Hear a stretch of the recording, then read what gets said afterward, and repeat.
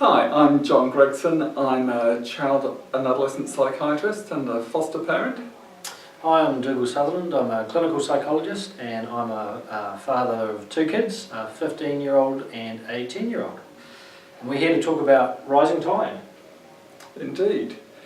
And I thought that we would talk this time about some of the stories that we tell ourselves about ourselves, because I think most of us have built up some unrealistic stories and views about ourselves sometimes. Yeah. And in the book, Ari certainly does that. He's built up this big story about how he's useless because he can't read and write as he'd like to be able to, and that any moment now someone's going to find out about this, and that'll be a really bad thing. Yeah.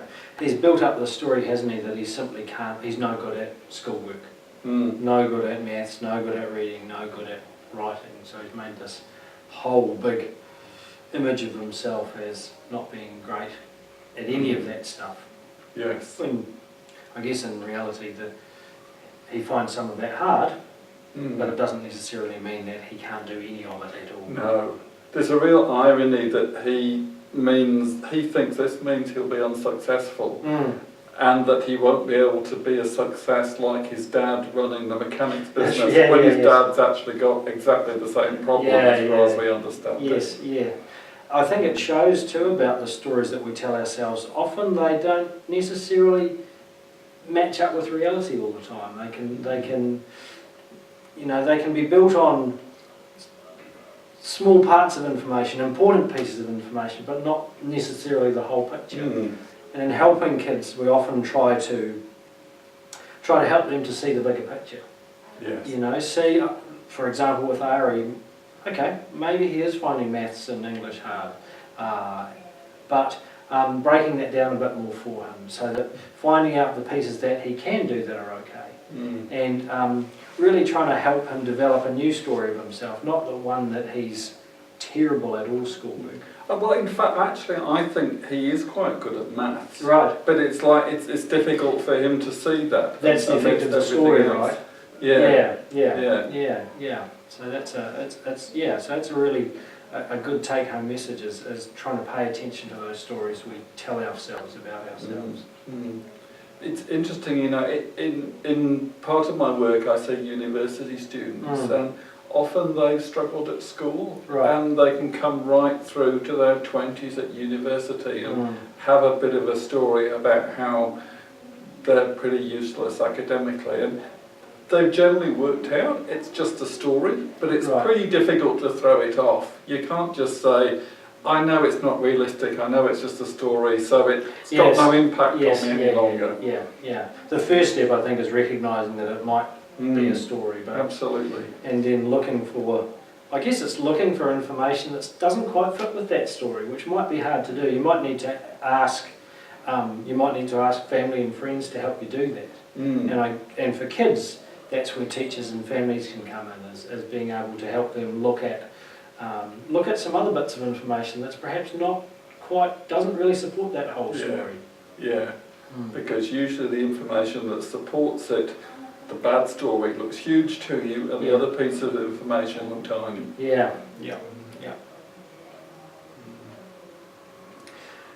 I was also thinking, in the book, there's some, Ari does some, well, he doesn't do some mind reading, but he's worried that other people can sort of read his mind. He thinks at one stage that the new teacher will know that he's not very good at reading and writing, and he's got this almost magical belief that she can read his mind. And adults do this as well, and we do it about other people as well.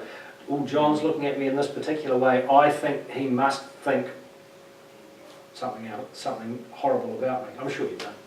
Oh, yeah? Oh, I don't know about that too. But we often do it, I think, don't we? We think that people can read our minds, and that they know really what we're thinking, and and also that we know what somebody else is thinking. When in truth, often we're not very good at that.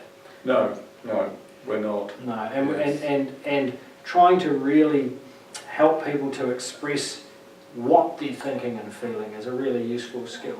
to have Ari say to somebody, look, I really am worried that I'm not very good at schoolwork, would probably be really helpful for him. So helping people really put words into those thoughts and feelings and realising that I can't actually...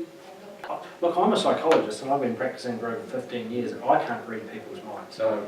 People often think we can, don't they? Yes, they do. Yes, why do we need to answer all these questions? Yeah. Because you must be able to look at us and know what we're thinking. Yeah. But Yeah. of course, we can't. Yeah, yeah. So, and I think one of the things for particularly younger kids is sometimes parents may have to help put those words in for children. And I don't mean putting words in their mouth, but I mean if you notice that your child, and that you could be a parent or a teacher, looks worried about something, and they might be that might actually come out as anger, or it might come out as irritability, or it might come out as grumpiness or tears. Saying things like, I wonder if you're worried about something. Just helping give them some of those words that they can put into, they can put their thoughts into words. Yes. It's funny because I guess that reminds me that we do have some ability to know what's happening for other people. It might be a very good guess that someone's worried. Yes, that's right, that's right. And I think that might be some of where children's ideas, their minds can be read, come from, because a good parent or teacher does try to help them know what their feelings are. Yeah, absolutely. But it doesn't mean that people can know just what's going on. Just what's going on, no. So, yeah, so picking up on some of those signs that somebody's worried and helping them put it into words can be a really useful thing.